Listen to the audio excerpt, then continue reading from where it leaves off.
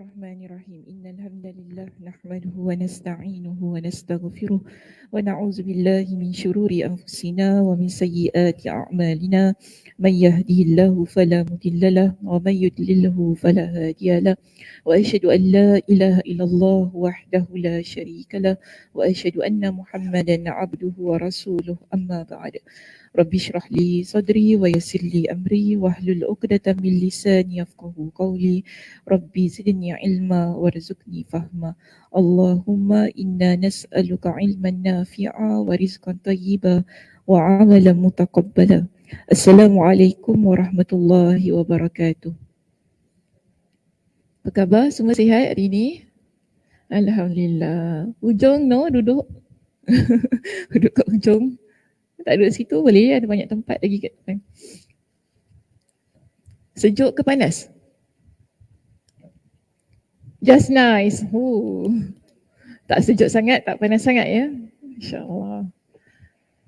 Okay. Hari ni macam kurang orang ya. Masih lagi bercuti ke? Apa dia? Masih lagi cuti-cuti ya? Belum lagi ada mood nak datang kuliah ya. Tak apalah datang. Next year tak ada kuliah online. Cik, saya tak nak buat kuliah online lagi. Dia kalau buat kuliah online tak datang kuliah. Okey, baik. Jom kita mulakan pengajian kita pagi ini. Asal suara saya lain hari ni? Sama je. Kak Som ni tak dengar suara saya betul-betul tu maknanya. Lain hari ni suara saya. Apa dia? Lagi sweet hari ni? Seriously? Ustazah hari sweet, Masya Allah, terima kasih. Nak belanja. Bagi apa? Hari bagi apa-apa. Okey, terima kasih. Baik, kita mulakan pengajian kita pada hari ini. Kita nak mulakan di muka surat yang keberapa? 368. Okey. Muka surat 368, kita berada di topik yang keempat, bertajuk hati yang keras dan hati yang lembut. Ada beberapa poin di sini yang diberikan kepada kita, tapi hari ini tak semualah ya akan kita bincangkan, kita ambil beberapanya sahaja.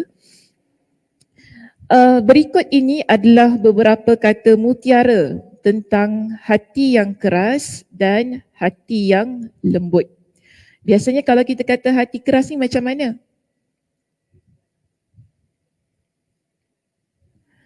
Hati keras ni macam mana?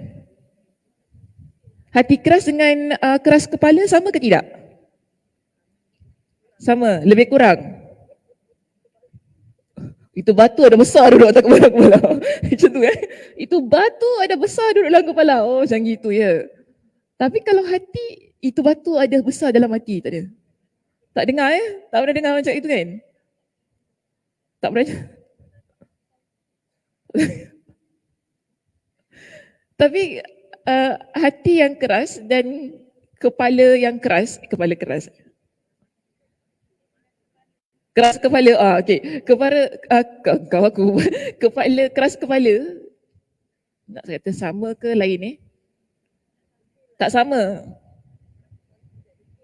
Oh, keras kepala degil. Kalau keras hati tak degil juga. Bukan keras kepala pun tak nak dengar orang cakap ke?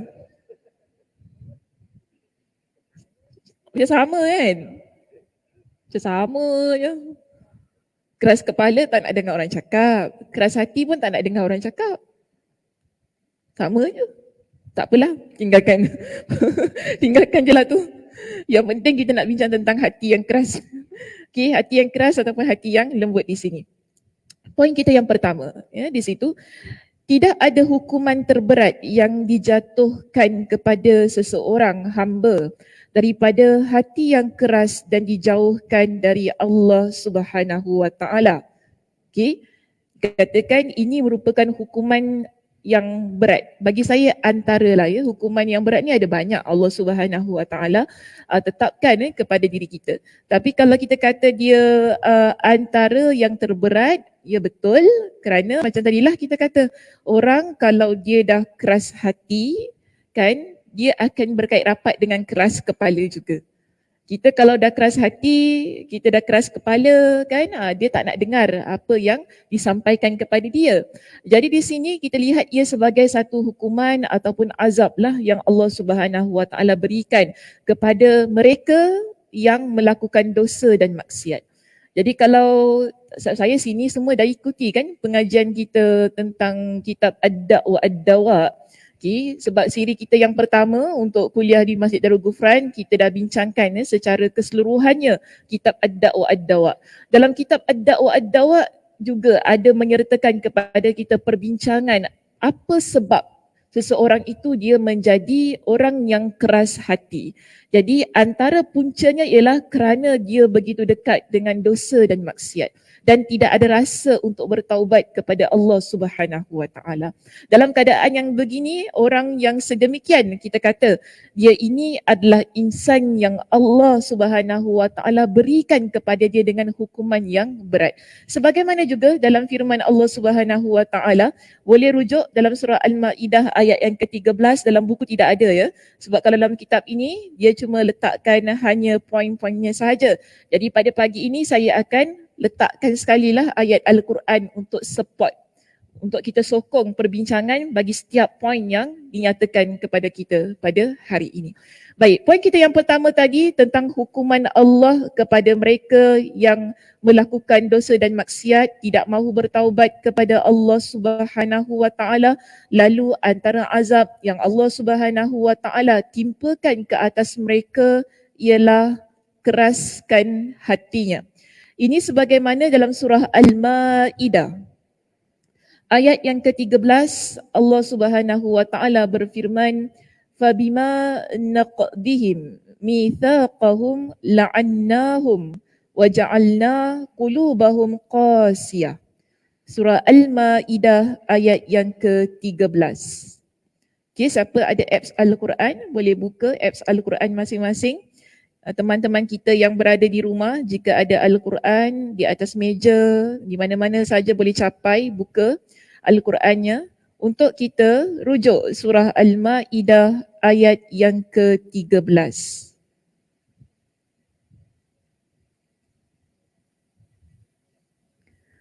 Dalam surah Al-Maidah ayat yang ke-13 di situ Allah Subhanahu Wa Taala berfirman, Allah kata fabima naqdihim mitsaqahum la'annahum wa ja'alna qulubahum qasiyah. Maka dengan sebab mereka mencabuli perjanjian setia mereka, kami laknatkan mereka dan kami jadikan hati mereka keras membatu, tidak mahu menerima kebenaran. Jadi inilah kita panggil sebagai hukuman yang Allah Subhanahu Wa Taala timpakan kepada mereka yang mencabuli perjanjian. Sebenarnya kalau kita rujuk pada ayat yang ke-12, Allah Subhanahu Wa Taala menceritakan tentang kisah Bani Israel. Jadi Bani Israel ini kita panggil sebagai umat Nabi Musa alaihi salam. Mereka ni degil kan, banyak kali kita bincangkan tentang kedegilan, keras kepalanya Bani Israel. Walaupun Allah Subhanahu Wa Taala telah berikan kepada mereka dengan pelbagai macam nikmat, tetapi kemudiannya mereka mengingkari nikmat tersebut. Jadi ada perjanjian yang telah termeterai antara mereka ini dengan Allah, iaitu perjanjian ni biasa. Bila kita faham perjanjian, ini kita panggil sebagai penyaksian. Macam kita, umat Nabi SAW, bila kita seorang Muslim, kita ada penyaksian.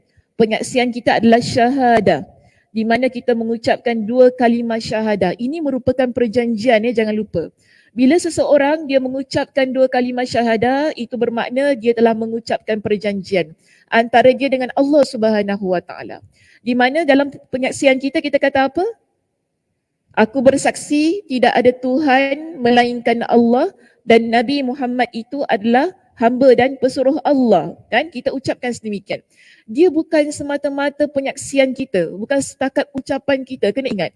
Tetapi ini adalah ungkapan perjanjian di mana kita mengaku tentang setiap sesuatu yang Allah Subhanahu Wa Taala tetapkan dalam Al-Qurannya, dalam syariat. Maknanya kita nak laksanakan perintah tersebut. Ini dipanggil sebagai penyaksian. Tetapi apabila kita mengingkari penyaksian tersebut, maknanya kita buat perkara yang syirik contohnya. Kan di awal penyaksian kita kata apa? Tidak ada Tuhan melainkan Allah. Tapi kemudian apabila seseorang itu dia melakukan perbuatan syirik, bermakna dia telah mengingkari penyaksian tersebut. Jadi inilah juga berlaku kepada Bani Israel sebagaimana pada ayat yang ke-12. Saya tak baca secara keseluruhannya ya. Ayat yang ke-12, nanti pulang ataupun nantilah balik naik bas kan, duduk-duduk dalam Grab, boleh lihat kembali. Ayat yang ke-12 Allah ceritakan perjanjian Bani Israel ini. Jadi antaranya mereka berjanji untuk solat, antara perjanjiannya lah mereka ni berjanji untuk sentiasa berzikir kepada Allah. Tetapi kemudian pada ayat yang ke-13 di sini yang saya bawakan untuk kita sokong poin kita yang pertama, Allah Subhanahu Wa Taala menyebutkan tentang pengingkaran yang berlaku dalam perjanjian itu. Apa yang berlaku kepada mereka? Allah sebutkan di situ ada dua. Pertama, la'annahum. Allah laknat mereka. Ini kita panggil sebagai hukuman yang diberikan, yang ditimpakan kepada mereka yang tidak melaksanakan perintah Allah. Pertama, la'annahum. Kedua, ini yang berkaitan dengan hati yang keras. Wa ja'alna qulubahum qasiyah. Dan kami jadikan hati mereka keras, membatu. Okay, kami jadikan hati mereka keras, membatu. Kita petik penerangan yang dikeluarkan oleh Imam Ibn Kathir rahimahullah dalam kitabnya ketika dia mentafsirkan ayat ini. Imam Ibn Kathir rahimahullah dia jelaskan yang dimaksudkan dengan kami jadikan hati mereka keras, membatu. Maknanya ialah tidak boleh mengambil apa-apa pengajaran kerana hatinya telah keras itu tadi. Jadi sebab itu, tadi saya tanya kalau keras hati, degil ni macam mana kan? Tadi Kak Som kata, oh kalau cakap apa-apa semua orang tak dengar. Inilah sebagaimana penerangan yang dikeluarkan oleh Imam Ibn Kathir. Kita ni kalau hati kita dah keras, bila Allah jadikan hati kita keras, dia bahaya. Kerana kalau diberitakan ataupun diberitahu kepada kita ini dengan kebenaran, kita tak akan terima. Ini bahaya kan, hati keras. Kita cakap macam mana pun dia tak boleh terima. Allah dah jadikan hati dia keras, membatu. Sedangkan apa yang disampaikan ataupun apa yang dia lihat merupakan bentuk pengajaran yang boleh menginsafkan, yang boleh buat dia kembali ke jalan Allah. Tapi dia tetap melihat ini sebagai perkara yang tidak ada faedahnya untuk diri dia. Okey, Imam Asy-Syaukani dalam kitabnya Fathul Qadir, tadi saya ambil pendapat ya daripada Imam Ibn Kathir.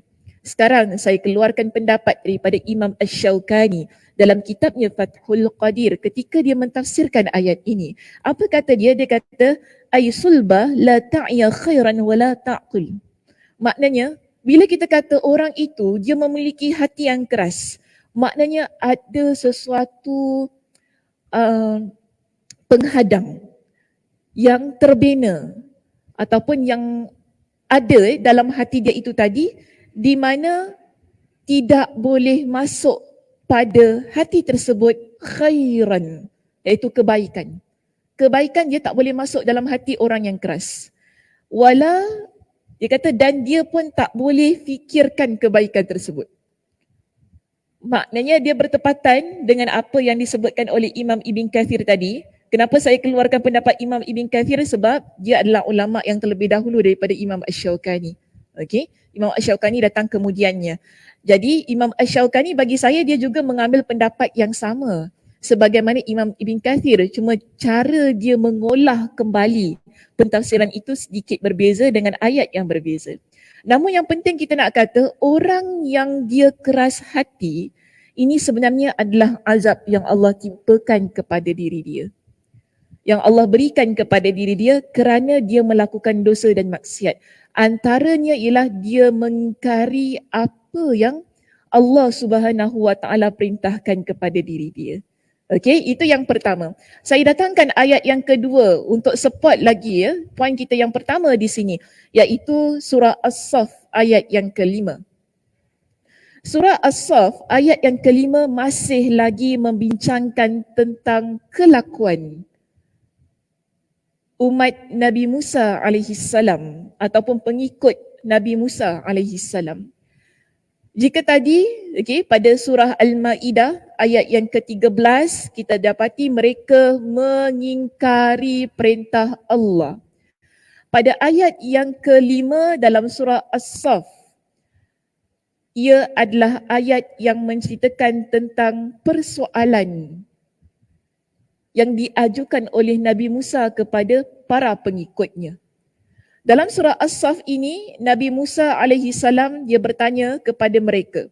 Nabi Musa kata, "Ya qaumi lima tu'dhunani wa qad ta'lamuna anni Rasulullahi ilaikum." Wahai kaumku, kenapa kalian menyakiti aku sedangkan kalian tahu sesungguhnya aku ini adalah Rasulullah. Ini soalan Nabi Musa kepada pengikut dia. Kerana pengikut Nabi Musa ni banyak sangatlah buat perkara-perkara yang menyakiti Nabi Musa. Contoh antara perkara yang mereka buat ialah mereka menyembah anak lembu. Kan? Lembu Samiri. Ada pengikut Nabi Musa namanya Samiri. Tapi kemudian bila Nabi Musa tinggalkan kaum dia untuk beberapa waktu, si Samiri ini dia bawakan seekor anak lembu ni, dia kata ni Tuhan kalian. Ni Tuhan Musa juga. Cuma Musa lupa nak bilang. Ni Tuhan kalian. Apa yang berlaku? Pengikut Nabi Musa ini, mereka sembah anak lembu tersebut. Sedangkan kita lihat je, Bani Israel di kalangan pengikut Nabi Musa ini, mereka berhadapan dengan pelbagai macam ujian dari Allah. Dan setiap kali mereka berhadapan dengan ujian tersebut, Allah Subhanahu Wa Taala membebaskan ataupun melepaskan mereka daripada ujian itu. Antara ujian mereka ialah berhadapan dengan Firaun. Firaun tidak mahu membebaskan Bani Israel kerana Firaun ini melihat Bani Israel sebagai kelompok di mana merupakan hamba dia yang perlu diperlakukan sebagai hamba.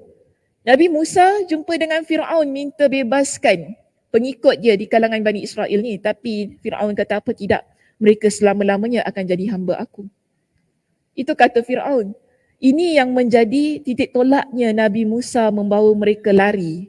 Kalau ingat peristiwa mereka merentas Laut Merah, kan? Lautan Merah ni besar ya. Dia bukan macam Sungai Kalang kita.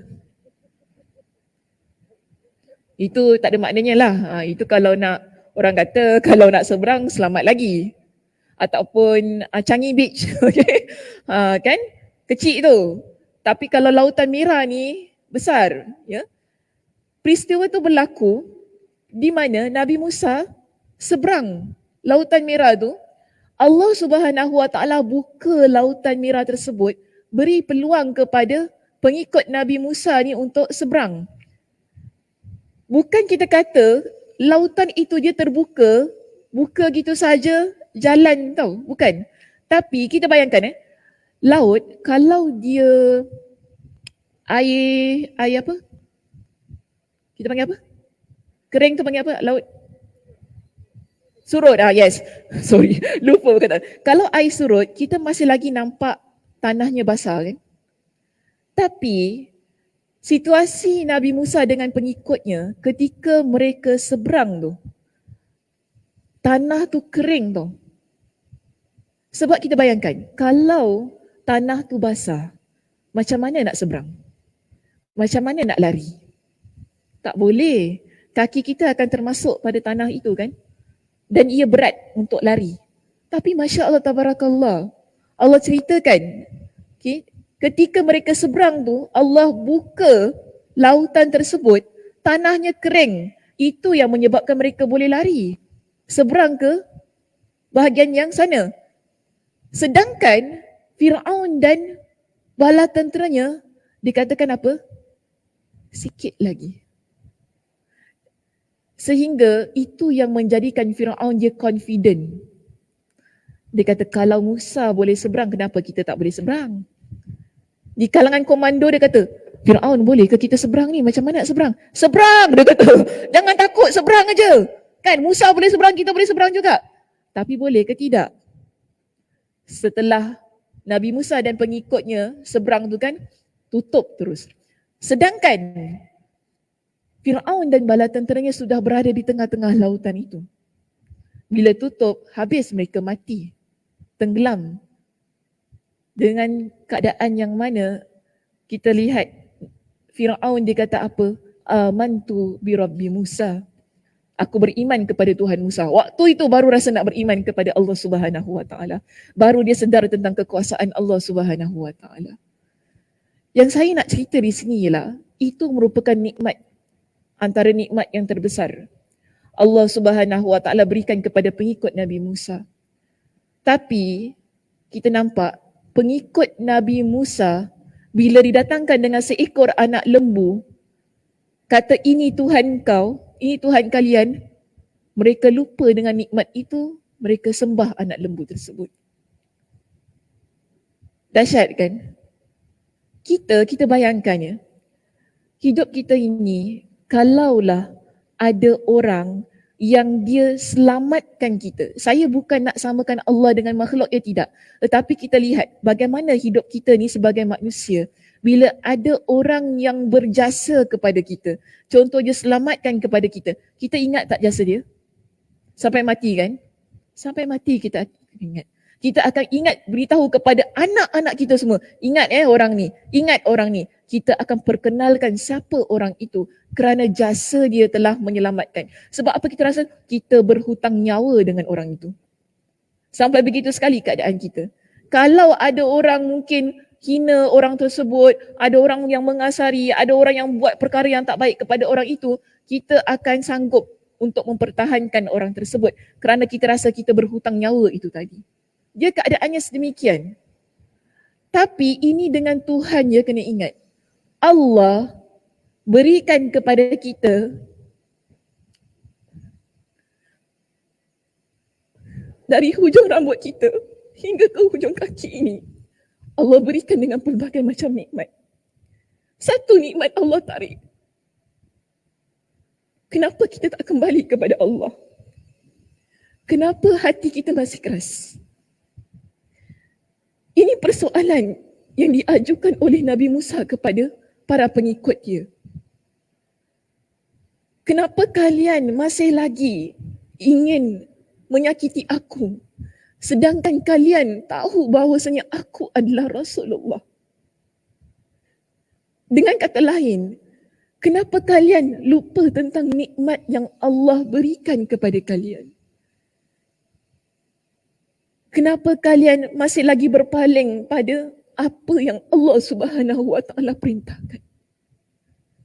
Itu sebenarnya persoalan. Dia bukan tentang aku ni Nabi, kenapa kalian tak hormat? Aku ni Nabi, kenapa kalian sakiti? Dia bukan tentang itu. Tetapi ia tentang aku ini adalah orang yang telah memberitahu kepada kalian dengan nikmat Allah, dengan pelbagai macam perintah dan larangan. Tapi kenapa masih lagi buat perkara-perkara yang Allah larang? Itu yang Allah kata pada ayat yang berikutnya, pada masih ayat yang sama tapi pada kata-kata, pada firman Allah yang seterusnya bagi menyambungnya ayat tadi, iaitu surah As-Saff ayat yang kelima, di mana Allah kata falamma zaghu azaghallahu qulubahum wallahu la yahdil qaumal fasiqin. Ketika mereka berpaling, maka Allah palingkan hati-hati mereka. Ini kita panggil sebagai azab, sebagai apa yang Allah Subhanahu Wa Taala timpakan kepada kita apabila kita menjadi orang yang meninggalkan perintah Allah. Apabila kita menjadi insan yang tidak lagi endahkan tentang halal dan haram. Maknanya kita berpaling daripada Allah. Okey? Bila kita berpaling daripada Allah, Imam Al-Qurtubi kata dalam kitab tafsirnya, ketika dia menjelaskan tentang falamma zaghu azaghallahu qulubahum. Maknanya di sini, apabila mereka itu berpaling, bermakna berpaling daripada ketaatan kepada Allah. Mereka tidak mahu lagi mentaati Allah Subhanahu wa taala. Azaghallahu qulubahum, maknanya anil hidayah. Allah palingkan mereka daripada hidayah. Ini kita panggil sebagai hukuman. Saya begini ya, bagi saya sanggup hilang segala-galanya. Asal bukan hilang hidayah daripada Allah Subhanahu wa taala. Itu kita orang yang beriman. Dalam hidup kita ini, kita boleh hilang semua benda. Tapi asalkan Allah tak hilangkan keimanan dalam hati kita. Asalkan Allah tak hilangkan rasa untuk beribadah kepada Allah. Itu. Allah boleh berikan kepada kita dalam hati. Ini saya punya prinsip dalam hidupnya. Allah nak ambil apa, silakan Allah. Tapi biar aku mati dalam keadaan keimanan kepada Allah. Itu yang kita ingin dalam hidup kita. Tak apa, Allah nak ambil kesihatan kita. Allah nak ambil kekayaan kita. Allah nak ambil orang yang kita sayang. Yes, kita pasti sedih. Tapi asalkan Allah tak lucutkan keimanan kita. Asal Allah Subhanahu wa taala hilangkan rasa kita ni untuk beribadah kepada Allah, untuk taat kepada Allah. Asalkan itu tak hilang. Tapi kalau kita jadi insan yang berpaling kepada Allah, sebagaimana dalam surah As-Saff ayat yang kelima itu tadi, Allah kata, kalau mereka berpaling daripada aku, iaitu falamma azaghu, tak kala mereka semua berpaling daripada ketaatan kepada Allah, apa yang Allah Subhanahu wa taala akan lakukan? Allah Subhanahu wa taala akan palingkan kita daripada hidayah. Allah Subhanahu wa taala akan buat kita jauh daripada Dia. Allah Subhanahu wa taala akan buat kita tak ada rasa untuk bersyukur kepada Allah. Ini yang disebutkan dalam kitab-kitab tafsir tentang ayat tersebut. Bila Allah palingkan kita daripada hidayah, maknanya hati kita ini, kita balik pada ayat tadi ya, dalam surah Al-Ma'idah ayat yang ke-13 tadi kan. Bila Allah Subhanahu wa taala palingkan kita daripada hidayah, hati kita dah rasa tak kisah dah. Kerana hati kita dah keras tadi. Kerana kita juga berpaling daripada ketaatan-ketaatan tersebut. Kita dah tak kisah dah kita ni solat ke tidak. Kita dah tak kisah dah orang nak kata kita jahat ke. Kita dah tak kisah dah orang nak kata kita ni buat perkara maksiat. Setiap nasihat yang orang lain berikan kepada kita, dia dah tak berkesan lagi pada diri kita. Ini hal yang bahaya ya. Sebab kita tidak mahu mati dalam keadaan yang sedemikian. Dalam keadaan yang mana kita dah tak rasa lagi kita perlukan kepada Allah Subhanahu wa taala. Sebab itu, Imam Al-Qurtubi, sekali lagi saya mengambil pendapat dia. Dia kata apa? Ada juga pendapat yang mengatakan lamma taraku ma umiru bihi, tatkala mereka, iaitu tatkala kita ni sebagai hamba Allah meninggalkan apa yang Allah Subhanahu wa taala perintahkan kepada kita. Apa yang berlaku, dia kata tentang apa yang Nabi haramkan, tentang ketaatan-ketaatannya kita kepada Allah Subhanahu wa taala ini. Imam Al-Qurtubi dia menyebutkan bahawa khalaqallahu ad-dalala fi qulubihim uqubatan lahum ala fi'lihim. Allah Subhanahu wa taala akan menciptakan kesesatan. Okey, Allah Subhanahu wa taala akan menciptakan kesesatan di dalam hati mereka. Maknanya hati itu dia dah tak boleh nak straight dah. Hati ni tak boleh nak lurus. Allah dah letakkan hati dalam keadaan yang sesat. Kerana apa? Atas perbuatan uqubatan, iaitu sebagai balasan, sebagai azab di atas perbuatan mereka. Ini adalah untuk orang yang mana dia buat dosa dan dia rasa dosa itu tak ada apa-apa bagi diri dia. Ini untuk orang yang mana dia buat dosa tapi dia tak ada rasa untuk bertaubat kepada Allah Subhanahu Wa Taala. Sebab itu banyak kali saya ingatkan, kita ini memang insan yang biasa melakukan dosa dan maksiat. Kerana itu juga yang Nabi SAW ingatkan kepada kita. Kullu bani Adam khata', setiap anak Adam mereka ada melakukan kesilapan. Tetapi sebaik-baik mereka yang melakukan kesilapan ialah mereka yang bertaubat kepada Allah Subhanahu Wa Taala. Itu kita sebagai orang yang beriman sedemikian keadaan kita. Bertaubat kepada Allah Subhanahu Wa Taala tatkala kita melakukan dosa dan maksiat. Tetapi jika kita menjadi hamba Allah yang memilih saat kita melakukan dosa dan maksiat, aku peduli apa orang kata aku dosa, aku peduli apa orang kata ini maksiat, aku peduli apa Allah larang, aku peduli apa Nabi kata Allah laknat. Yang penting aku nak buat. Orang yang begini, inilah yang menyebabkan Allah Subhanahu Wa Taala ciptakan kesesatan yang terus menerus kepada diri dia. Uqubatan ini adalah isim hal. Isim hal dalam ulama, ketika ulama bahasa menyebutkan tentang isim hal ini ialah sebab kenapa Allah buatkan begitu, sebagai keadaan diri dia. Allah ciptakan dia dalam keadaan yang bagaimana? Dia sesat selama-lamanya, tanpa kesedaran kerana kekerasan hati yang ada pada diri dia. Ini perkara yang amat bahaya. Sebab itu kita tidak mahu berada dalam keadaan yang sedemikian. Kita tidak mahu berada dalam keadaan yang sesat, dalam keadaan yang mana hatinya keras, tidak mahu mendengar apa yang orang lain sebutkan. Sebab tu kadang-kadang kita hairan ya, bila kita tengok orang ini, ya Allah, kita dah beritahu pada dia, kan kita dah cakap pada dia, orang lain semua dah cakap dengan dia, ini dosa. Dan bukan dia tak tahu perkara tu dosa tau. Dia tahu. Tapi kita lihat, dia masih lagi mempamerkan dosanya di halayak ramai. Kita kesian kan? Kita kesian ya? Betul tak? Kita dah tak boleh kata apa, kita kesian ya? Kita tengok dia, kita kesian. Sebab kita dah tak tahu nak kata apa dah. Kerana bukan dia tak tahu. Bukan dia tak tahu itu dosa. Bukan dia tak tahu itu adalah perkara yang haram. Tapi kenapa dia masih buat juga?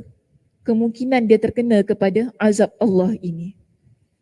Yang mana Allah berikan kepada dia dengan hati yang keras sehingga dia tak boleh lagi untuk menerima kebenaran. Wal'iyyazubillah. Minta Allah lindung ya. Kita ni minta Allah lindung daripada hal yang sedemikian. Kita tak nak Allah keraskan hati kita sampai kita mati dalam keadaan yang mana tak bertaubat kepada Allah Subhanahu Wa Taala, kan? Betul lah, saya tak nafikan. Kita, kalau kita beriman kepada Allah, hati kita ni mengaku Allah itu Esa, syurga tu memang milik kita ya. Itu perkara yang pasti. Mereka yang beriman kepada Allah, kerana ada hadisnya, man qala la ilaha illallah dakhalal jannah. Siapa yang dia ucap la ilaha illallah, dia masuk syurga, betul.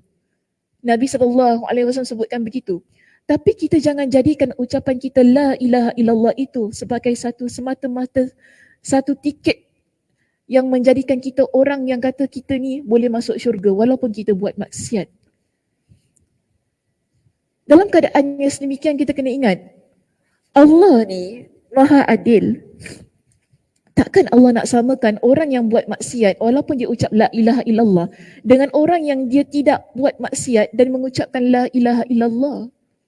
Pasti situasinya berbeza bukan? Orang yang dia ucap la ilaha illallah, dia tinggalkan maksiat, kalaupun dia buat maksiat dia bertaubat kepada Allah, Allah pasti akan masukkan dia ke dalam syurga dalam keadaan yang baik. Tapi berbeza dengan orang yang mana dia buat maksiat, tidak bertaubat kepada Allah, tapi memang betul dia seorang Islam, seorang Muslim yang beriman kepada Allah. Dia buat maksiat, dia tak bertaubat kepada Allah, dia mati dalam keadaan sedemikian.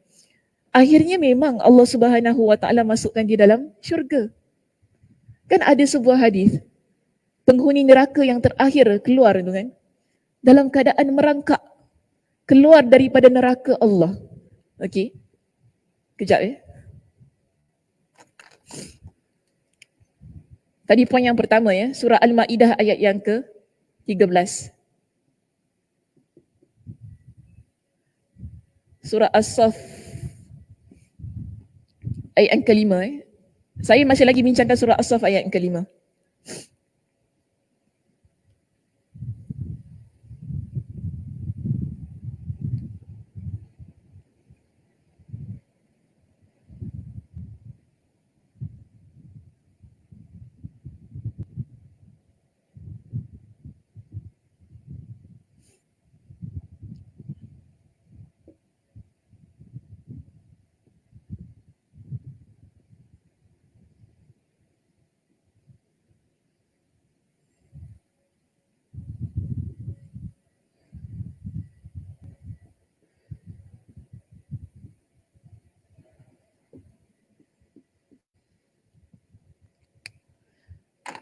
Okey, tadi saya sebutkan tentang mereka yang mana dia buat dosa, dia buat maksiat. Tapi kemudian dia tak bertaubat kepada Allah, lalu dia berkeyakinan bahawa aku buat dosa pun nanti aku masuk syurga juga. Kan itu saya tak nafikan hal itu berlaku nanti di hari kiamat. Kerana ada hadisnya di mana Allah Subhanahu Wa Taala mengeluarkan lelaki yang terakhir daripada api neraka kerana dia memiliki la ilaha illallah dalam hati dia. Cuma itulah kan pesan saya, kita janganlah nak masuk syurga sebagaimana lelaki yang terakhir itu tadi. Masuk syurga dalam keadaan yang merangkak, minta itu, minta ini kepada Allah Subhanahu Wa Taala. Bila dia keluar daripada syurga dalam keadaan merangkak itu, Allah masih lagi letakkan dia di depan pintu neraka. Sehingga dia dapat rasakan bahangnya api neraka itu di wajah dia. Lalu dia kata kepada Allah, ya Allah, palingkan api neraka ini daripada aku sebab dia panas. Api neraka ni ya, kita belum masuk saja, bahangnya dah terasa. Ya. Okay, dia tak perlu dekat sangat. Kita berapa jauh, 70 tahun perjalanan pun dah rasa bahangnya api neraka itu. Allah kata kepada dia, kepada lelaki ini, aku boleh bagi pada engkau tapi engkau janji dengan aku. Kau tak minta apa-apa lagi setelah ini. Kan? Dia kata, ya, demi keagungan engkau ya Allah, kalau engkau palingkan pintu neraka ini daripada wajah aku tak minta apa-apa lagi. Allah pegang kata-kata lelaki ini. Okey, kau janjikan? Yes, aku bagi kepada engkau. Allah berikan kepada lelaki ini, maka wajahnya berpalinglah daripada api neraka. Bila wajah dia paling daripada api neraka, Allah hadapkan wajah dia ke pintu syurga. Daripada jauh dia nampak syurga. Cantiknya syurga tu. Tadi dah janjikan dengan Allah, tak nak minta apa-apa kan? Rasa-rasa dia minta ke tidak? Dia minta. Kalau kita kat tempat dia minta ke tak? Oh, kuatnya suara minta. Kalau kita kat tempat dia minta, ya minta. Betul, betul. Sebab kita nampak kan syurga tu kan, padahal tadi dah janji tau. Tak apalah, kita try.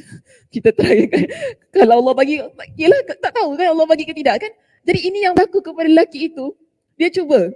Kan dia minta kepada, ya Allah boleh tak dekatkan aku dengan pintu syurga tu kan.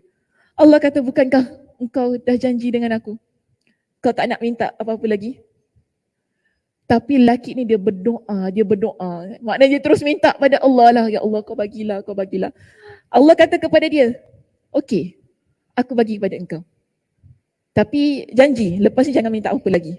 Boleh janji? Dia kata, ya aku sumpah. Ni macam anak-anak kita kecil kan. Sumpah Umi tak minta apa-apa lagi. Promise gitu kan.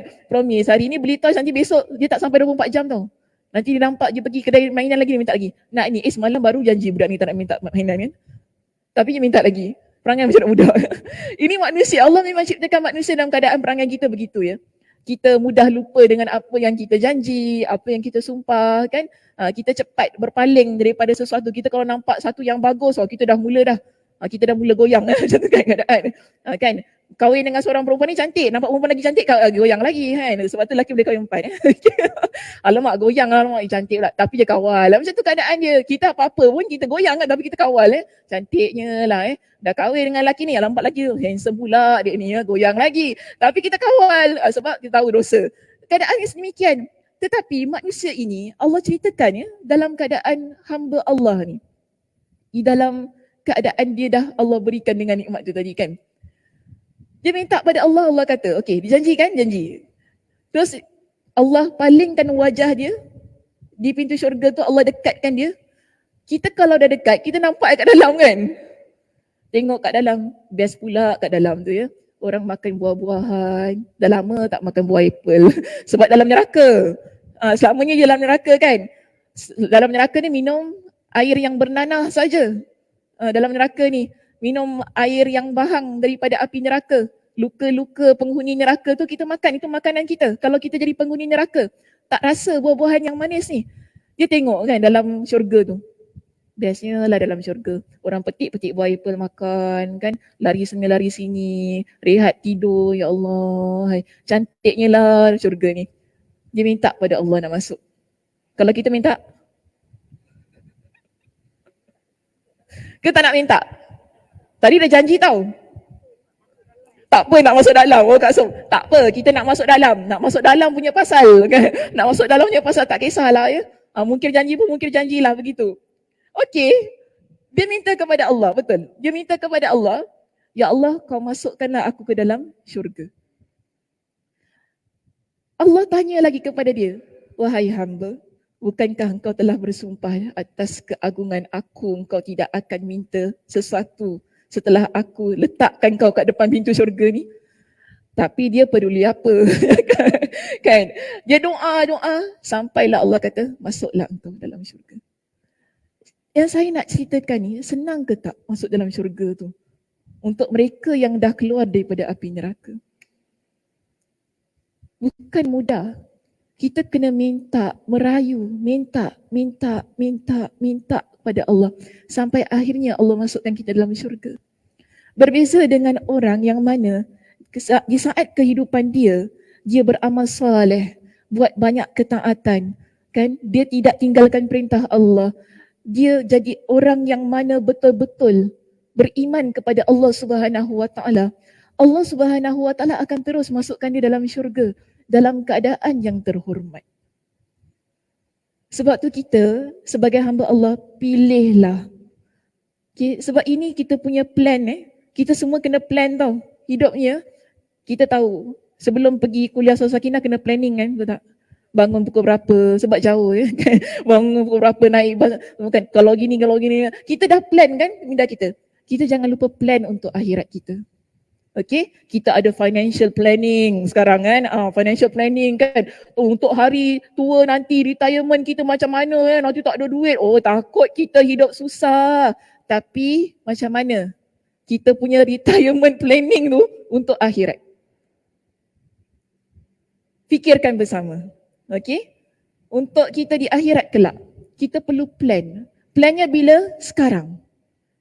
Kalau kita dah meninggal, plan dia dah tak ada. Dia berhenti. Dan saya banyak kali ingatkan, hidup kita singkat. Kita rasa jauh lagi perjalanan kita, tapi sebenarnya dia amat singkat hidup ini. Sebab tu kita kena plan daripada sekarang. Saya kalau masuk kubur, saya nak masuk kubur macam mana? Okay, ramai orang lupa untuk plan ni kan. Saya kalau dalam kubur, macam mana saya nak kubur saya kat dalam tu? Dia macam kita baru beli rumah HDB kan. Kita nak cari interior designer, betul tak? Waktu tu kita cari, ya Allah punyalah pening, macam mana, kita nak rumah macam mana, design kita macam mana, contemporary ke, minimalist ke, bukan main lagi kita kan, fikir. Sebab tu, kita nak masuk neraka, na'udzubillah. Kita nak masuk dalam kubur ni kan, kita nak design kubur kita macam mana Muslimah? Kita nak design dia macam mana? Maksud saya macam mana tu ialah, kita nak design dalam tempat tinggal. Kubur ni lama jangan lupa lama tau duduk dalam kubur ni. Kita nak interior design dalam kubur kita ni cantik atau buruk, kita yang tentukan. Dia bukan dah masuk baru nak tentukan, tidak, tapi dari sekarang. Sebab tu kita buat planning. Okay, macam mana nanti saya masuk dalam kubur kan. Soal jawab kubur dah bocor kan, lama bocor kan, man rabbuka, orang selalu buat cerita kan, man nabiyuka, buat suara takut buat suara menggerunkan semua kan. Dah bocor dah soalan tu, okeylah tak apalah, bocor pun bocor lah kan. Cuma sekarang ini, setelah itu apa? Kalau kita kata, oh boleh jawab, kan man rabbuka Allah, jawab je lah macam gitu. Kita rasa begitu. Tapi kita belum tentu. Ya, takutnya kita dalam kubur tu nanti belum tentu kita boleh keluar. Sebab kita bayangkan kalau kita takut yang sangat-sangat, kan? Biasanya tak terkeluar kan ayat kan? Tak terkeluar. Dia tergagap macam tu kan? Kita sekarang confident tau. Alah jawab chicken ini soalan jawab apa? Ya boleh jawab je. Tanyalah soalan yang membina sikit, critical sikit. Tak ada critical thinking. Wah, kita pun bukan main lagi ya. Critical thinking tak ada soalan yang apa, tanya soalan gini. Soal dia jawab gini. Semua orang boleh jawab. Kita rasa begitu. Tapi ia berdasarkan kepada bagaimana kita nak plan tu tadi. Okay? So kita plan, saya jadi hamba Allah yang taat, solat malam, puasa, hamba Allah yang banyak bersedekah, banyak beristighfar. Ibadah yang memerlukan kepada usaha, kan? Ibadah yang memerlukan kepada kita ni untuk rancang apa yang boleh kita buat. Dia tak boleh tunggu ikut rasa. Kalau ikut rasa dia tak jadi. Kan? Malam ni nak qiyamul lail lah, rasa-rasa qiyamul lail tak macam tu. Dia tak jadi. Kita kalau nak qiyamul lail biasanya tidur awal kan, kita prepare kan mentally kita kan, mental kita, emosi kita kan. Sebab kalau kita tak prepare, jam tu bunyi macam mana pun tak bangun kita.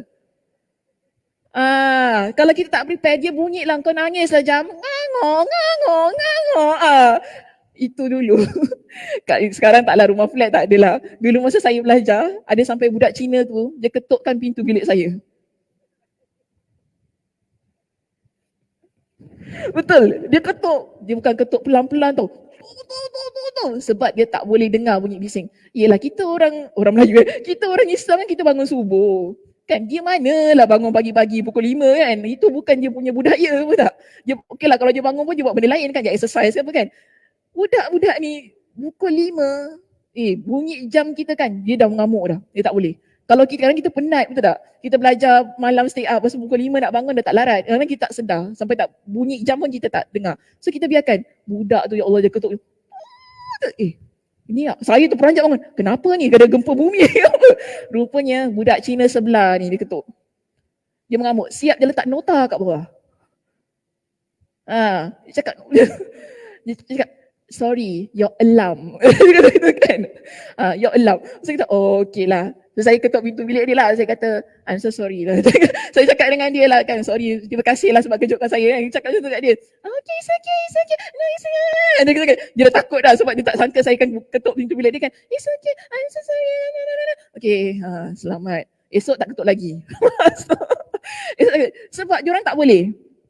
Tapi kita prepare kan, kita sebagai seorang yang beriman kepada Allah, kita prepare bangun pagi. Susah macam mana kita ada satu perasaan, aku kena bangun solat subuh. Kan?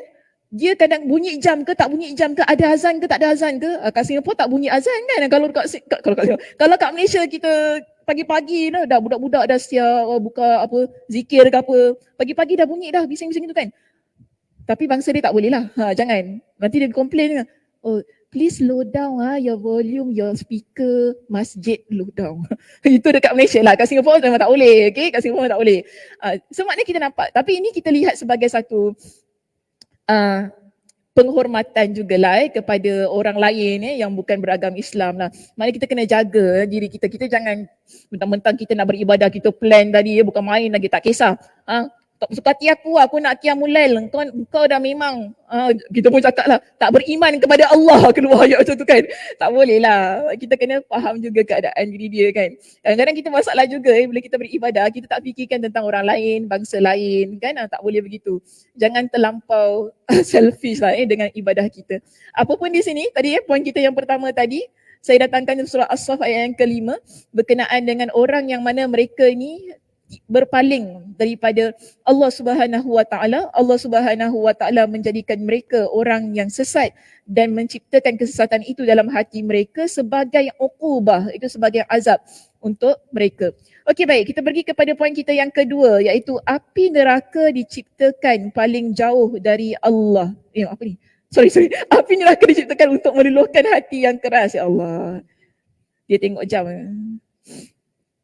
Api neraka diciptakan untuk meluluhkan hati yang keras. Kita ni maksudnya macam ni. Bila Allah Subhanahu Wa Taala sebutkan tentang azab dalam api neraka, kita rasa takut kan? Kita rasa gerun dengan apa yang kita baca dalam Al-Quran contohnya. Hal ini dia akan mencairkan hati kita. Kegerunan tersebut akan buat kita jadi takut kepada Allah Subhanahu Wa Taala. Kalau hati kita keras, dia boleh meluluhkan hati itu. Untuk orang yang betul-betul lah ya baca Al-Quran. Sebab tu di sini kita lihat orang yang mana Nabi SAW sering sebutkan kepada kita, orang yang memiliki kelembutan jiwa, yang tidak bersikap kasar, mereka dikategorikan sebagai penghuni syurga. Kalau hati kita kasar, ataupun hati kita keras, ia akan menjadikan kita orang yang berperilaku kasar. Kebiasaannya begitu. Kan? Orang yang hatinya ada taman, biasanya dia lembut. Kalau orang yang hatinya ada batu, macam last week kita jelaskan, dia akan berperilaku kasar. Jadi di sini, bila seseorang dia memiliki hati yang keras, hati yang keras ini akan menyebabkan dia buat perkara-perkara yang menyakiti orang lain. Dan hal itu boleh membuatkan dia masuk ke dalam neraka Allah Subhanahu Wa Taala. Sebab itu di sini, apabila seseorang dia banyak membaca Al-Quranul Karim, dia banyak baca hadis-hadis Nabi SAW tentang syurga, tentang api neraka, jiwanya yang keras mampu diluluhkan. Jika dia nak lah ya, kadang-kadang ada orang dia tak nak. Itu masalahnya, dia berbalik kepada nak ataupun tidak. Jadi Nabi SAW ada menyebutkan dalam sebuah hadis yang diriwayatkan oleh Imam Ahmad dengan sanad yang hasan. Nabi kata apa? Hurrima 'alan nari kullu hayyinin layyinin sahlin qaribin minan nas. Apa tu?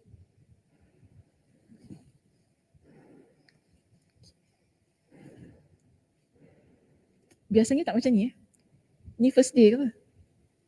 Bising. Okey, hurrima 'alan nari, diharamkan ke atas neraka kullu hayyinin layyinin. Setiap mereka yang memiliki sifat lemah lembut. Kalau kita ni ada sifat yang lemah lembut, hati kita lembut lah. Kita ambil begitu ya. Hati kita lembut kan. Kita ni mudah simpati, mudah empati kepada orang lain. Ini kita panggil sebagai orang yang dimasukkan dalam syurga Allah. Dan api neraka diharamkan untuk orang yang begini. Okay. Kullu hayyinin layyinin sahlin. Dan juga menjadi orang yang memudahkan banyak urusan. Qaribin minan nas, dan orang yang mana dia akrab dengan orang ramai. Orang akrab dengan orang ramai ni maksudnya dia tak sombong, dia ramah kan. Dia jenis orang yang macam nak cakap tapi kadang orang tu tak sombong lah. Dia cuma berat mulut. Susah. Dia cuma berat mulut betul. Ada orang kita tengok dia macam sombong tau. Tapi sebenarnya dia tak sombong, dia cuma berat mulut kan. Tapi kalau dia dah mula, Allah tak berhenti pula. Kan? Dia dah mula tak berhenti pula. Aduh, hai. Ini macam saya masuk satu cerita sikit. Macam saya naik flight pergi Jakarta hari tu.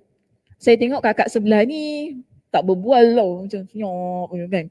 Dia main game. Kakak tu main game. Kakak ni sombong lah. Kita pun macam takut nak cakap dengan dia kan. Macam saya pun diam je. Dah tu saya pun macam boring lah kan. Kita nak pergi Jakarta lah. Dah lah sebelah ni orang Melayu. Saya pula macam peramah sikit je. Sikit kan. Saya pun tanya, kakak nak pergi Jakarta ke jalan-jalan? Dia tengok ke saya gini. Saudara Sakinah kata kenal pula kakak ni kita ni kan. Saya kata, kenal ke? Siapa tak kenal Saudara Sakinah? Terus engkau bercakap tak berhenti. Kita kata tak diingatkan sombong kan rupanya. Dia cakap saya cakap. Bila nak game ni? Dia cakap saya cakap. Dah bila nak game ni saya cakap. Okay. Terus yang buat kita berhenti masa tu? Oh, dia nak isi borang untuk ni lah, untuk ada borang teks ke apa yang kena isi tu kan. Itu yang buat dah isi tu, dia senyap, saya pun senyap. Saya pun diam je. Takut dia cakap. Dia kalau cakap nanti kan takut tak berhenti lagi kan. Sebab kita pun nak rehat juga. Cuma itulah kita kata, orangnya nampak mukanya macam tak bercakap kan. Tapi bila dia cakap, tak berhenti pula. So kita pun janganlah kalau kita nampak orang begitu, kau ni bukan ahli syurga. Janganlah begitu. Aduhai, kadang-kadang kita pun susah juga ya. Mentang-mentang baca hadis ni, Ustazah Sakinah kata apa? Diharamkan neraka ke atas orang yang lembut jiwanya. Dan juga orang yang memudahkan. Dan juga orang yang akrab dengan orang ramai. Kau cubalah ramah-ramah sikit. Kan? Kau ni muka menyombong gitu, nanti kau masuk neraka macam mana? Dah kita cakap gitu dengan kawan kita, janganlah ya. Kita ni pun, kita ambil hadis ni kita praktikkan untuk diri kita. Yang kita tahu sekarang, api neraka itu diharamkan untuk mereka yang mana pertama memiliki sifat yang lembut. Maknanya jiwanya lembut. Bukan lembut tu itu lain. Tapi lembut jugalah, tak apa. Kalau dia mengekalkan identitinya sebagai seorang lelaki, tak apa. Alhamdulillah. Saya ada kawan yang macam itu kan, lembut. Tapi mengekalkan identiti sebagai orang lelaki, tak apa, itu ujian Allah berikan kepada dia. Tapi yang nak kata di sini lah, orang yang mana sama ada lelaki ataupun perempuan, dia memiliki jiwa yang lembut.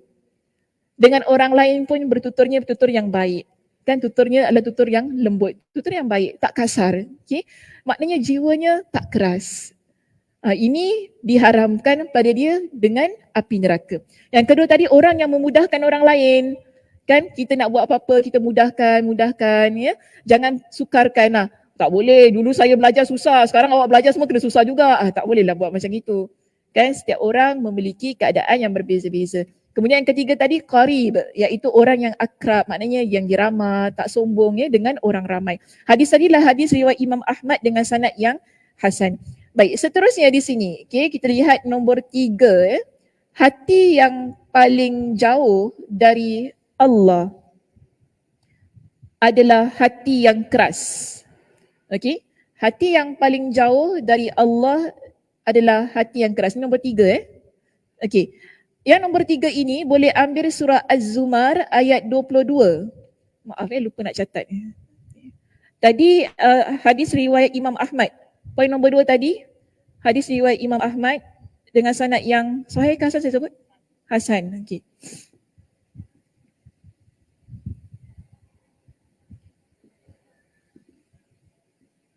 Maaf saya dah lama tak bangun kan, jadi saya lupa nak bangun. Lupa nak bangun untuk tulis. Okey, diharamkan api neraka untuk 3 golongan. Pertama tadi,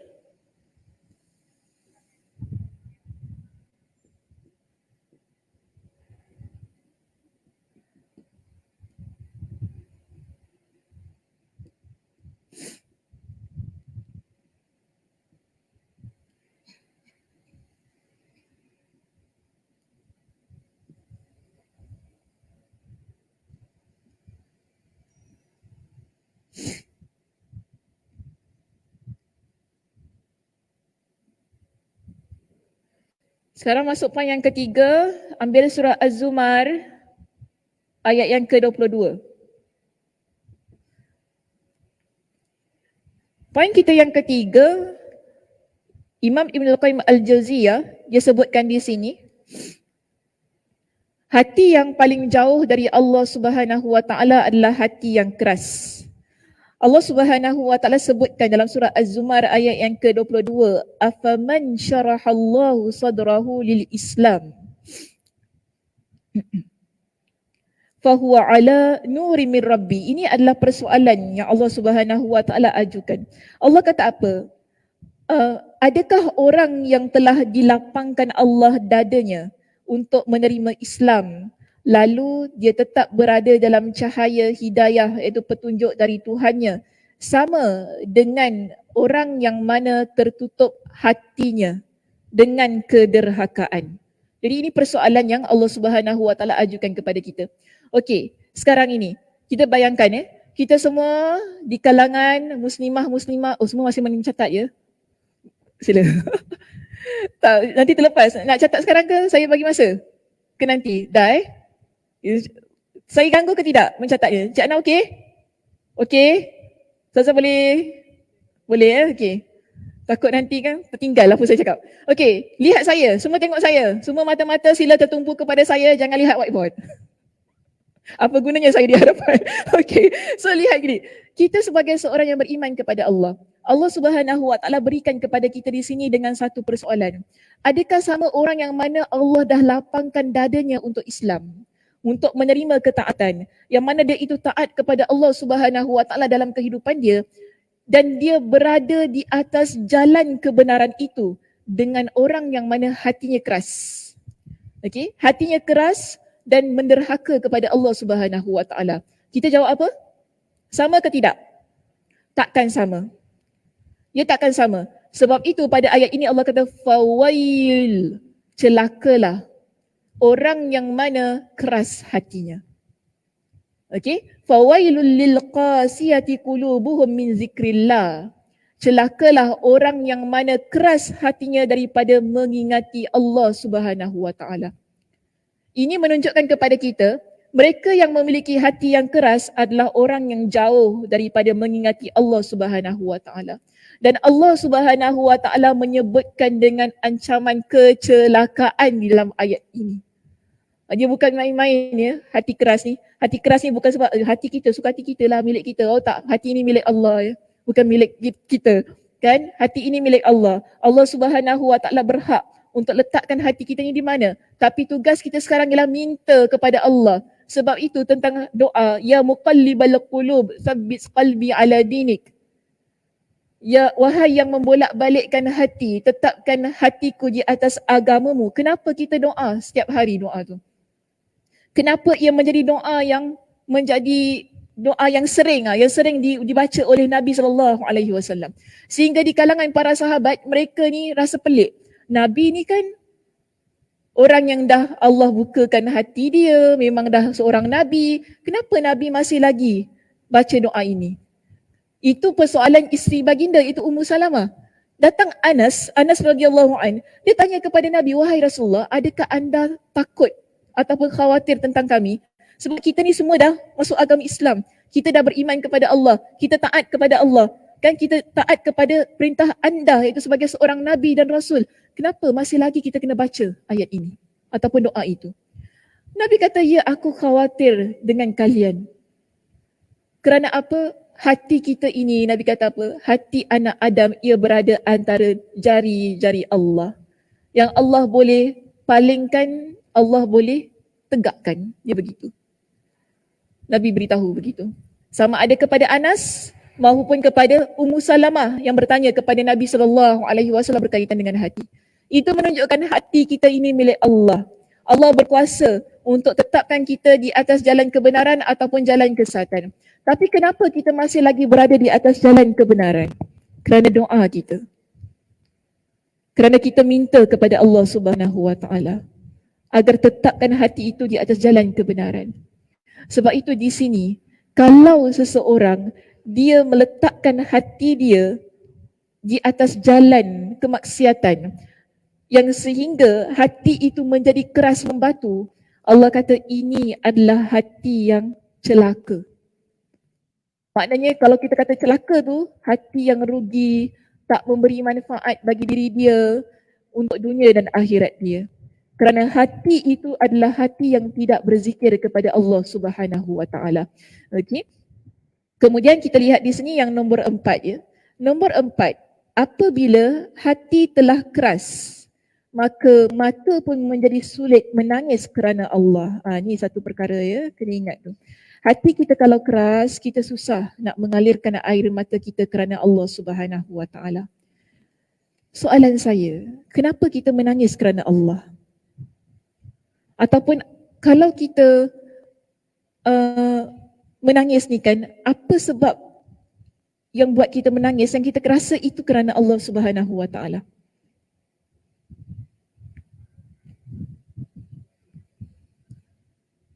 Sebab teringat dengan dosa-dosa kita. Cantik jawapannya, Masya Allah, Barakallah. Orang yang kalau dia tidak ada rasa nak bertaubat kepada Allah, dia takkan menangis kerana kesilapan dia. Bahkan dia akan berbangga dengan apa yang dia buat. Kerana hatinya keras. Tapi kalau orang yang memiliki hati yang lembut tu tadi, air matanya mudah mengalir kerana dia menenangkan dosa-dosanya kepada Allah Subhanahu Wa Taala. Nabi SAW ada menyebutkan tentang orang yang mana matanya tidak disentuh oleh api neraka. Ada dua jenis mata. Ada dua jenis mata. Nak mata yang macam mana Kak Som? Okey, ada dua jenis mata yang Nabi SAW sebutkan, la tamassahuman nar. Ainani, ada dua jenis mata yang tidak disentuh oleh api neraka. Pertama, ainun bakat min khasyatillah. Mata yang menangis kerana takutkan Allah Subhanahu wa taala. Jadi ini mata yang pertama. Okey? Mata yang kedua, wa ainun batat tahrusu fi sabilillah. Dan mata yang mana dia berjaga malam untuk mengawal di jalan Allah. Tahrusu maksudnya mengawal, mengawal di jalan Allah. Okay, hadis ini riwayat Imam At-Tirmidzi dengan sanad yang sahih. Jadi dua mata tersebut kita perlu ada. Ya. Yang first, okay, ainun bakat min khasyatillah. Mata yang mana takut, yang mana menangis kerana takutkan Allah.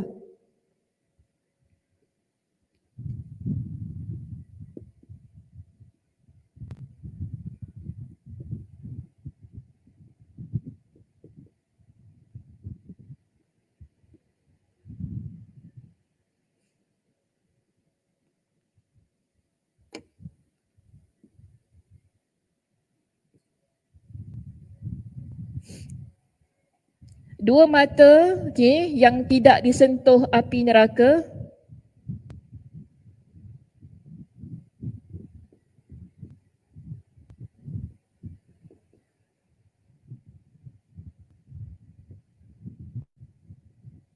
Satu, ainun bakat min khasyatillah. Okay, mata yang menangis kerana takutkan Allah.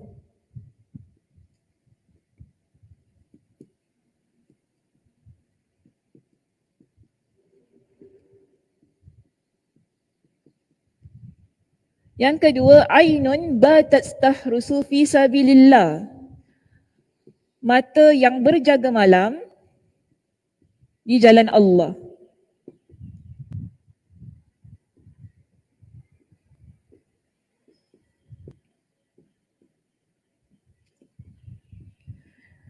Okey, untuk syarah hadis ini saya merujuk kepada kitab Syekh Al-Mubarakfuri Tuhfatul Ahwazi. Syekh Al-Mubarakfuri dalam kitabnya ketika dia mensyarahkan hadis ini, pertama dia kata, kalau kita kata ainun bakat min khasyatillah, iaitu mata yang menangis kerana takutkan Allah, yakni martabatul mujahidin fil ibadati wa hiya syamilatun li an takuna fil hajji aw talabil ilm aw al jihad aw al iyadah. Okey, faham? Malah nak terjemah. Saya tulis bahasa Arab juga. Malah nak terjemah. Okay. Baik, kita lihat di sini. Ini yang payahnya ajar macam makcik. Oh, hai. Masya Allah. Tak apa cik. Kita dengar Dengar juga bunyi bahasa Arab tu. Kurang-kurang pun kita tahu juga bunyi macam mana. Okey. Ia adalah martabat yang mana dipanggil sebagai martabat orang yang dia bermujahadah. Boleh dipanggil sebagai orang mujahidin yang berjuang. Senang guna ayat tu. Dia merupakan martabat seorang pejuang fil ibadah, di dalam keadaan ibadah. Dia beribadah kepada Allah. Yang mana tadi kan kita kata dia nangis sebab dia terkenang kepada dosa-dosanya. Biasanya kita buat itu ketika kita berdoa kan. Ini ibadah. Kita baca Al-Quran, kita baca ya Allah, hati kita tersentuh dengan ayat ini ataupun kita rasa gerun. Ini ibadah. Kita pun mengalirkan air mata. Seterusnya kan kalau kita nampak orang mungkin dalam dewan solat ini ada orang yang Masya Allah baik perilakunya, kita pun nangis, kenapalah aku tak jadi macam itu. Kita nangis kan? Nangis bukan sebab sedih, bukan sebab sedih apa. Kenapa aku jadi macam dia ya Allah? Kita jadi takut. Kita mula muhasabah diri. Mana keadaan saya? Bagaimana saya pula? Kan apa selama ni yang saya buat bila kita nampak orang yang baik-baik ini, nampak dia beramal soleh dan sebagainya, mengalir air mata kita. Ini kita panggil sebagai ibadah. Kita mengalirkan air mata itu kerana kita takut kepada azab Allah. Kita takut Allah Subhanahu wa taala tarik nikmat-nikmat. nikmat iman, nikmat Islam, ya, nikmat kita beribadah kepada Allah, kita takut semua itu Allah tarik. Sebab tu kita keluarkan air mata kita, kita mengalirkan air mata kita kerana Allah. Tetapi Syekh Al-Mubarakfuri dalam kitab ini dia kata apa? Menangis kerana Allah ini dia bukan semata-mata tentang ibadah itu. Tetapi ia boleh jadi, ia boleh meliputi dalam keadaan yang mana kita menunaikan haji, kita berangkat menunaikan haji, betul tak? Kita menangis kan kerana Allah. Kadang-kadang kita hantar kawan kita pergi umrah pun kita nangis. Kenapa kita nangis? Sedih nak berpisah ke sebab Allah?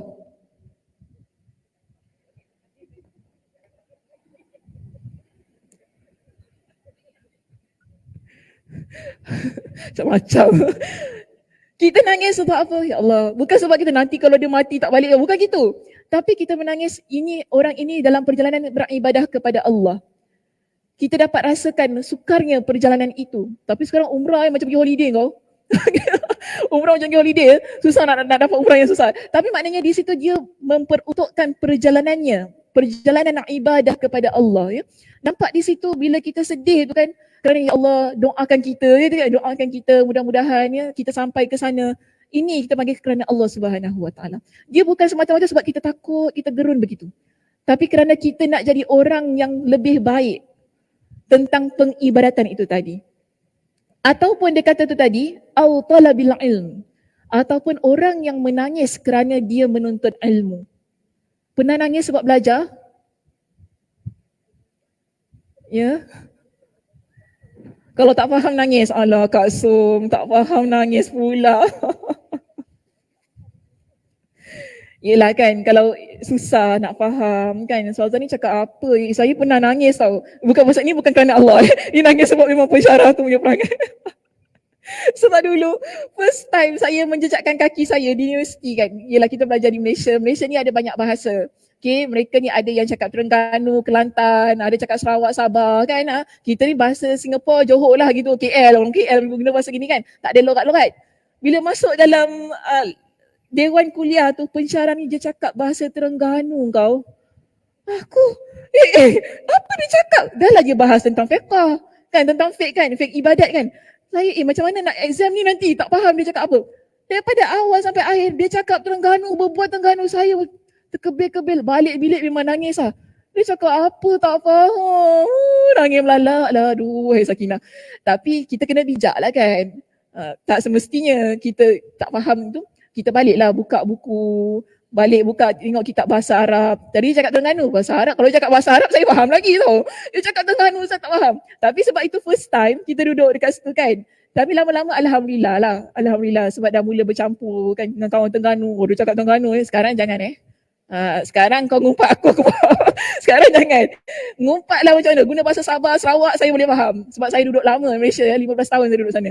So kita faham. Dia cakap kan. Masa mula-mula tu kita nangis kan. Belajar tak faham. Tapi beginilah saya kata. Mereka yang mengalirkan air mata ketika mereka menuntut ilmu, ya, dilihat sebagai satu keadaan yang takut kepada Allah. Sebab apa? Kita belajar ni ya muslimah, kita baca Al-Quran, ayat-ayat Al-Quran, kita baca hadis Nabi SAW, kita baca tentang penerangan-penerangan yang dikemukakan oleh para ulama. Bila kita baca, ya Allah, kita dalam hati ni kan kita rasa subhanallah, aku tak sampai tahap ni macam ni kan. Bila kita baca ayat Allah ni, macam gini rupanya dia bahas ya. Ini saya cakap terus terang gini ya muslimah, sebelum saya datang sini, malamnya saya dah buat revision. Kalau saya nak nangis, saya nangis malamnya. Hari ni mungkin jadi tak nangis, ya. Begitu keadaan saya. Sebab apa kita lihat, ya Allah, macam ini ya, Nabi bahas, macam ini ayatnya, macam ini hadisnya.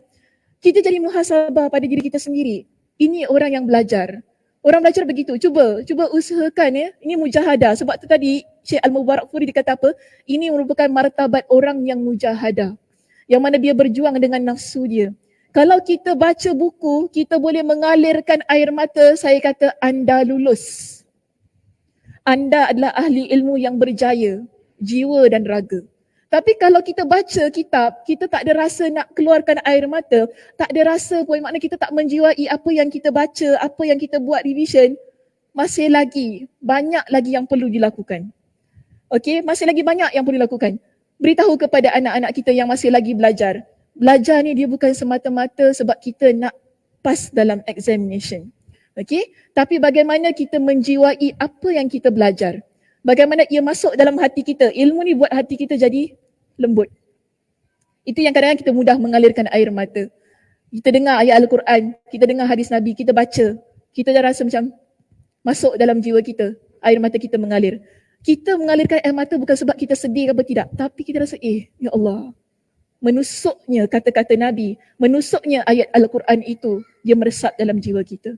Proses pembelajaran ini, kalau betul-betul kita hayati, dia akan membentuk kepribadian kita menjadi seorang muslimah yang jiwanya lembut. Kalau kita duduk dalam kuliah tapi masih lagi jiwanya kasar, saya rasa masih lagi perlu dikoreksi.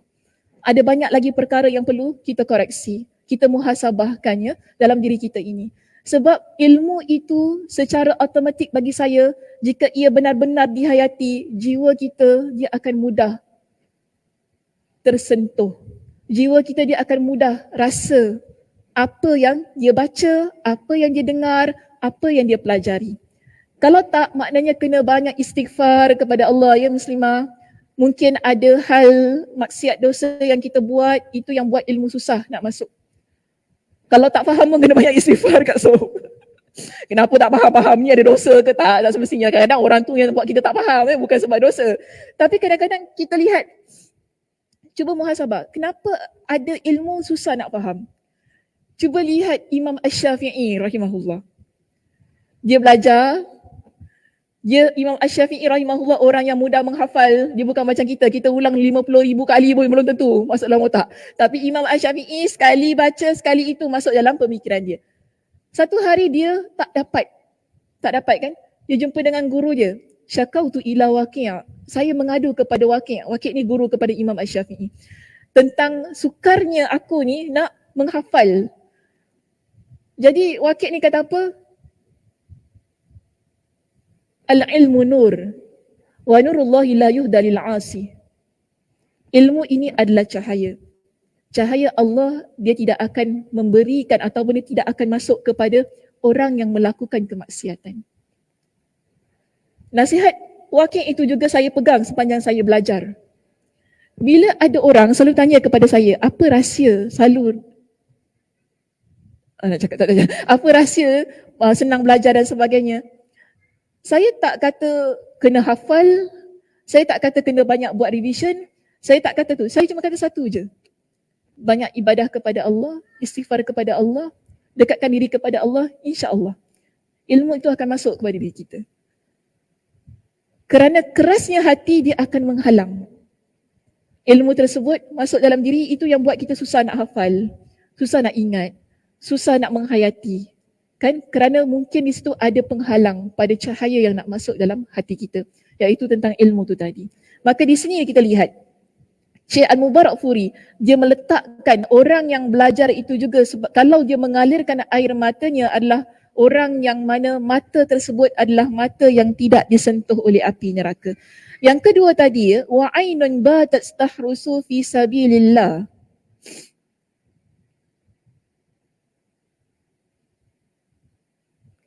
Okey, samalah dengan penerangan tadi. Wa ainun batat tahrusu fi sabilillah, ialah mereka yang berjaga malam di jalan Allah. Itu juga boleh kita masukkan dengan orang yang mana dia tak semestinya, kalau diterangkan makna ini secara literal, kita akan faham ia adalah untuk orang yang pergi berperang yang dia tak tidur kerana nak memperhatikan ada tak musuh datang.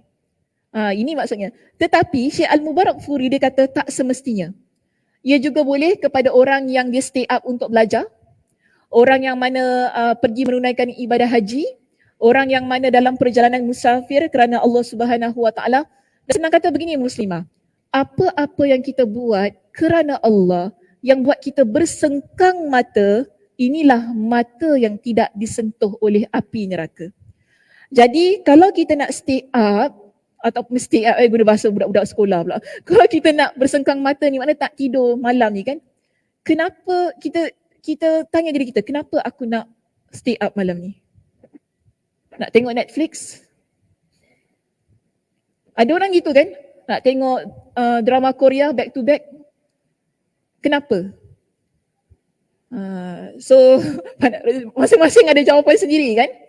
Tapi kalau kita niatkan, tapi jangan tengok Netflix niatkan untuk ibadah ya. Tiba-tiba orang kata kalau niat ibadah ni dapat mata ni, teruskan mata tengok Netflix. Tak. Dia untuk hal-hal yang Allah Subhanahu Wa Taala yang tak lalai, yang mengingatkan kita kepada Allah Subhanahu Wa Taala.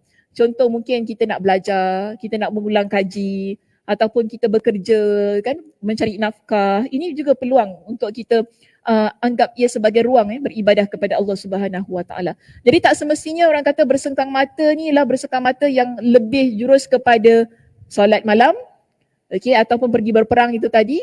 Dia boleh kepada apa jua aktiviti kita yang ada nilai-nilai ibadah di dalamnya. Okey, yang boleh kita peruntukkan niatnya lillahi ta'ala. Dan seterusnya, saya nak datangkan kepada kita dengan hadis yang kedua di sini. Untuk menguatkan pada dengan hadis yang pertama tadi ya. Hadis riwayat Imam At-Tirmidzi. Nabi SAW bersabda, la yalijun nara rajulun baka min khasyatillah.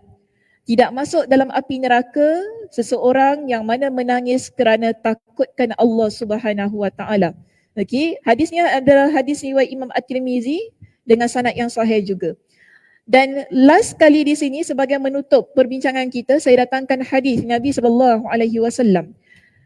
Nabi SAW meletakkan mereka yang mengalirkan air mata kerana Allah ini sebagai salah seorang yang mana mendapat perlindungan Allah Subhanahu Wa Taala di hari kiamat kelak.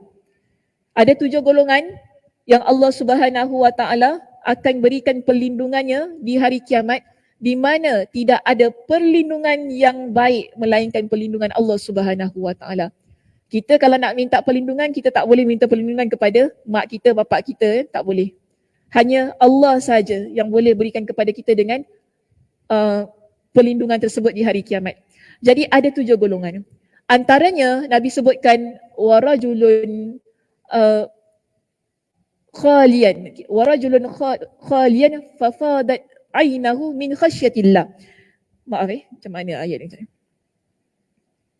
Warajulun zakarallahu khalian fafadat ainahu. Okey. Warajulun zakarallahu khalian fafadat aina. Seorang lelaki yang mana dia ini duduk sendirian. Kemudian mengalirlah air matanya. Mengalir air mata itu ialah kerana dia takutkan Allah, mengenangkan dosa-dosanya. Jadi ini kita panggil ada 2 keutamaan yang diberikan kepada mereka yang mengalirkan air mata kerana Allah. Mengalirkan air mata kerana Allah bukti jiwa kita lembut. Jiwa kita tidak keras. Pertama, Allah Subhanahu Wa Taala jauhkan mata itu daripada api neraka. Allah Subhanahu Wa Taala tidak masukkan ia ke dalam api neraka. Dan yang kedua, Allah berikan perlindungan kepada dia di hari kiamat kelak. Jadi kita inginkan keadaan diri kita sedemikian. Allah Subhanahu Wa Taala berikan kepada kita dengan perlindungan. Allah Subhanahu Wa Taala jauhkan kita daripada api neraka. Cuma perlu muhasabah lagi bagaimana hati kita. Adakah hati kita hati yang keras ataupun hati yang lembut kerana sudah terang lagi bersuluh di dalam hadis-hadis Nabi SAW dan juga dalam ayat Al-Quran menunjukkan kepada kita bahawa hati yang lembut adalah penghuni syurga, hati yang keras adalah penghuni neraka. Pilihlah untuk menjadi penghuni syurga yang mana kita semua memerlukan kepada perancangan yang begitu hebat bagi menjadi ahli syurga itu tadi. Okey muslimah, itu saja perbincangan kita untuk pagi ini. Saya tutup dengan tasbih kafarah. Subhanakallahumma wa bihamdika asyhadu an la ilaha illa anta astaghfiruka wa atubu ilaik. Assalamualaikum warahmatullahi wabarakatuh.